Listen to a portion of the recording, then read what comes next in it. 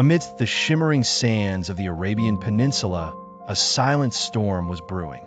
In the heart of Abu Dhabi, a covert operation was being orchestrated with precision, aimed to reshape the geopolitical landscapes of the Gulf.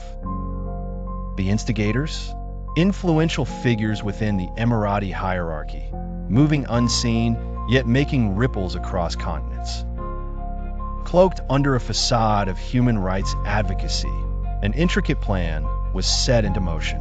The setting for these covert maneuvers were the bustling halls of the United Nations Human Rights Council in Geneva and the vibrant assemblies at the African Union Commission in Addis Ababa. These arenas had become new battlegrounds for a soft war, waged by none other than Mohammed bin Zayed. In the shadows, a team of influential characters conducted their operations with stealth.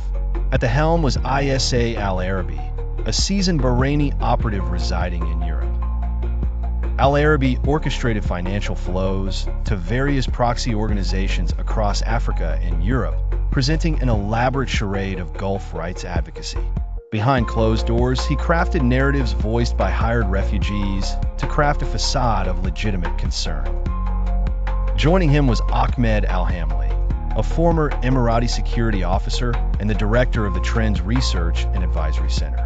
Al-Hamli was no stranger to the political theater, having spearheaded campaigns against Qatar in 2017. This time, his focus expanded to include Saudi Arabia.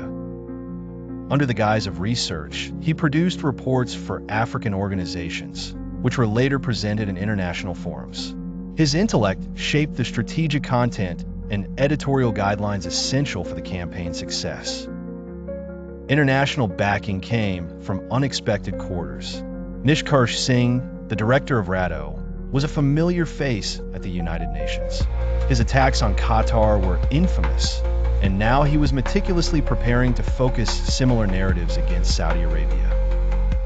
Bankrolled by generous donations from the UAE Embassy in Geneva, further support came from Fazal Raymond Afridi, president of Takudu, who received substantial financial backing to orchestrate seminars portraying atrocities in Riyadh and Doha. These testimonies, scripted in Abu Dhabi under Al-Hamli's supervision, were poised to create ripples at an upcoming event. The plot thickened with the involvement of Piero Diawara, a former Guinean diplomat, and Clementville, an ex-Togolese UN rapporteur.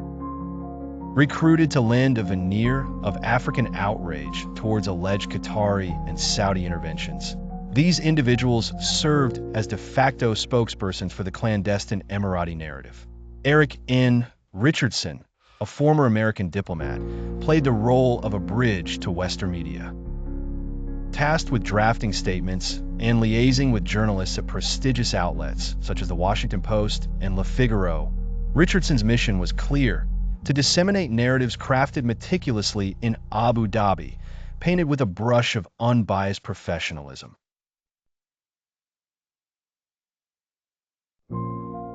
The grand design was to position the UAE as the Gulf's moderate voice on the international stage, at the expense of its regional rivals. This was no mere dossier war. It was a strategic struggle enveloping the Gulf. A message rung out to the Gulf's denizens that what unfolded in Geneva and Addis Ababa was a clear contest for supremacy, a bid to strip Saudi Arabia and Qatar of their emerging clout while elevating the UAE as the unequivocal Gulf interlocutor on the global stage. This tale of intrigue and ambition moved silently through the elegant corridors of power, yet its implications were deeply personal to the people of the Gulf, threatening to unravel the fabric of regional unity.